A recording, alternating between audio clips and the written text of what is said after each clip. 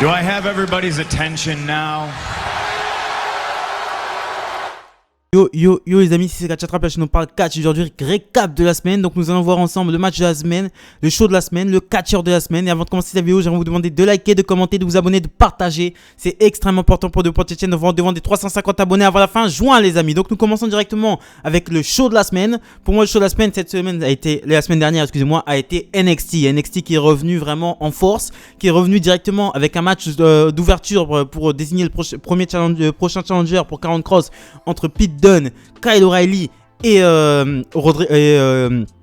Johnny Gargano. C'était un très bon match. Il y a eu aussi Carmelo Hayes qui a fait ses débuts face à Kushida. Il y a aussi Adam Cole qui est revenu pour venir challenger Karrion Kross. Et il y a aussi l'annonce du match du prochain match au prochain takeover pour le titre NXT. Donc il y aura Karrion Kross contre Adam Cole, contre Johnny Gargano, contre Kyle O'Reilly, contre Pete Dunne. Donc ça va être du très très bon. Et NXT a mis la barre très haut. Il y a aussi le main event, c'est un match pour le titre par équipe entre MSK et Legado del Fantasma. C'était très bien. J'ai beaucoup aimé parce qu'il y avait du catch tout simplement parce qu'il y avait du catch. Les histoires commençaient à avancer parce que ça faisait 3-4 semaines que NXT ça commençait à vraiment stagner de ouf.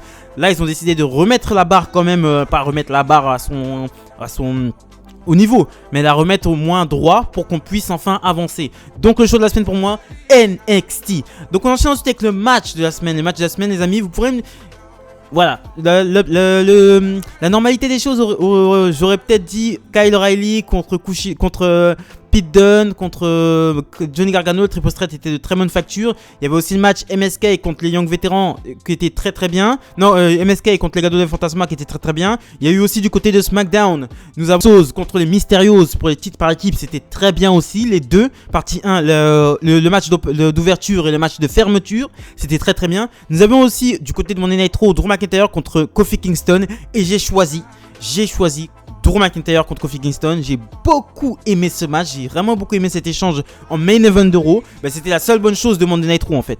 Donc Kofi Kingston devait affronter Drew McIntyre. Donc si Bobby Lashley intervenait dans ce match, il était suspendu pendant 90 jours sans solde, donc sans paye. Donc le match a été remporté par Drew McIntyre avec un Claymore à la volée. C'était un très bon match. Donc Drew McIntyre ira affronter Bobby Lashley du côté de Hell in a Cell. Mais j'aurais préféré que ce soit Kofi Kingston qui gagne le match. J'aurais vraiment aimé voir Kofi Kingston contre Bobby Lashley dans la cage, mais ils ont choisi encore Drew McIntyre. Je pense que Drew McIntyre va récupérer son titre à Hell in a Cell. Je pense que c'est une certitude. Je pense que Drew McIntyre va récupérer son titre à Hell in a Cell. J'aurais bien aimé qu'il mise sur Kofi Kingston, qu'il aille à Hell in a Cell, même s'il bat pas Bobby Lashley, ça nous aurait apporté un petit peu plus de fraîcheur. Parce que Bobby Lashley contre Drew McIntyre en scred, ça fait au moins 4 fois qu'on se le tape et ça commence vraiment à devenir saoulant. Moi, ça commence vraiment à me saouler à chaque fois qu'il répète à chaque fois les matchs pendant 10 ans. Là, à Raw, ça fait 10 ans qu'on se tape Drew McIntyre contre Bobby Lashley quoi. Ça fait 2 mois on est sorti de WrestleMania, 2 matchs à Drew McIntyre et Bobby Lashley. C'est bon, on en a marre. Laissez les autres faire leur chance aussi, parce qu'il n'y a pas de main eventer du côté de Monday Night Raw. C'est pour ça qu'ils vont faire venir Finn Balor. Ils pensent à faire venir Finn Balor, c'est une très bonne idée. Et je pense que oui, il faut faire venir des nouveaux main eventers, parce que là il n'y en a pas du tout quoi. Et tout parce que Drew McIntyre, on peut pas faire monter les mid-carders, parce que Drew McIntyre les a tous discrédités, ils a tous démontés en un soir. Le soir où il est arrivé à Monday Night Raw et qu'il voulait absolument affronter quelqu'un, et qu'il s'est mis à défoncer toute la mid-card de Monday Night Raw dans les vestiaires. Donc du coup Drew McIntyre a fait passer toute la mid-card de Monday Night Raw pour des tarlouses. Et donc du coup il faut faire venir des nouvelles superstars. Aleister Black aussi était prévu du côté de Monday Night Raw, mais comme vous le savez il a été foutu à la porte. Donc je pense qu'ils vont faire venir Finn Balor en urgence pour qu'il vienne à Monday Night Raw après Hell in a Cell. Je pense que ce serait une nécessité. Je pense que c'est une nécessité parce que là, donc du côté de Monday Night Raw il y a vraiment personne et les épisodes de Monday Night Raw sont vraiment tout pourris. Ils sont vraiment tout pourris. Il y a vraiment rien de bon. Il y a vraiment rien de bon quoi. On enchaîne ensuite avec le catcheur de la semaine. Le catcheur de la semaine pour moi cette semaine a été du côté de SmackDown et c'est Roman Reigns. Roman Reigns qui a commencé le show avec une petite promo en disant qu'il avait dit à son cousin, qu'il avait demandé à son cousin qu'il n'était pas d'accord pour que les Usos fassent face aux Mysterios, mais il a réfléchi et il a changé d'avis et il est d'accord. Il veut que ses cousins deviennent champions par équipe et il les a félicités. Donc les Usos ont fait leur match contre les Mysterios en opener de Friday Night SmackDown.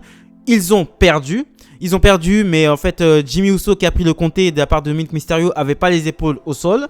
Donc du coup l'arbitre a annulé le match et on a relancé un autre pendant le main event. Mais pendant le main event, Roman Reigns est venu attaquer sauvagement Rey Mysterio et Dominic Mysterio, et il s'est acharné sur Dominic Mysterio. Il lui a mis des coups d'escalier, des droites, des coups d'avant-bras, un powerbomb, une guillotine que Dominic a très bien vendu. Donc Dominic sait faire que ça, vendre, hein. On se demande s'il vend vraiment ou s'il c'est vraiment douloureux avec son petit corps là. Donc Roman Reigns a fait comprendre à Dominic Mysterio que voilà, c'est lui le chef de tribu, et c'est extrêmement intéressant. Moi j'attendais vraiment un face-à-face entre Rey Mysterio et Roman Reigns. J'attendais ça, un face-à-face entre deux mecs qui savent raconter une histoire sur un ring. Ça peut donner du très bon à Hell in a Cell. Ça peut vraiment donner du très bon. Et on peut continuer cette rivalité là. Et pourquoi pas faire un Dominic Mysterio contre Roman Reigns. Ce serait le match. Dominic perdrait en 2 minutes.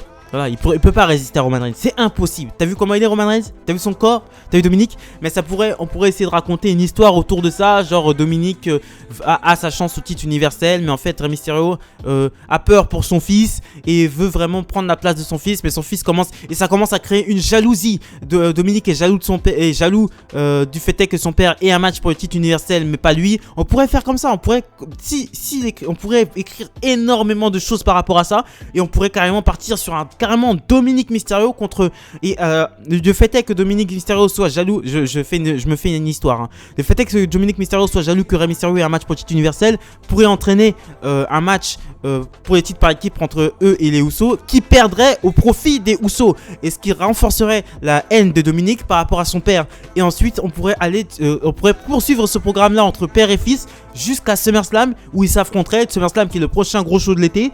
Et voilà, ça pourrait être très très bien. Il y a beaucoup de choses à faire avec ça, et ça pourrait être très très intéressant. Mais tout part de Roman Reigns.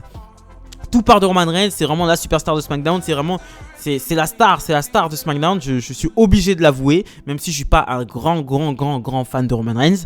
C'est la star de SmackDown. C'est celui qui fait ramener les gens à SmackDown. Mais c'est vrai, tout ce qu'il dit dans les promos, c'est vrai. C'est lui qui ramène le public à SmackDown. Moi, SmackDown, s'il n'est pas là, la semaine dernière, il n'était pas là. C'était moyen. C'était moyen plus. S'il n'y a pas Roman Reigns à SmackDown, ça ne marche pas. Donc voilà, c'est ce que je pensais c'était mon petit récap de la semaine. Et maintenant, je vais vous faire la petite preview de NXT. 2 matchs ont été annoncés. Honey Lorcan contre Austin Theory. Voilà. Donc, et aussi Killian Dane contre Isaiah Swerve Scott. Donc voilà, c'est ce que je pensais. C'était mon petit récap de la semaine. Abonnez-vous, likez, commentez, partagez. Extrêmement important pour de potentiel. On va devant des 350 abonnés avant la fin juin, les amis.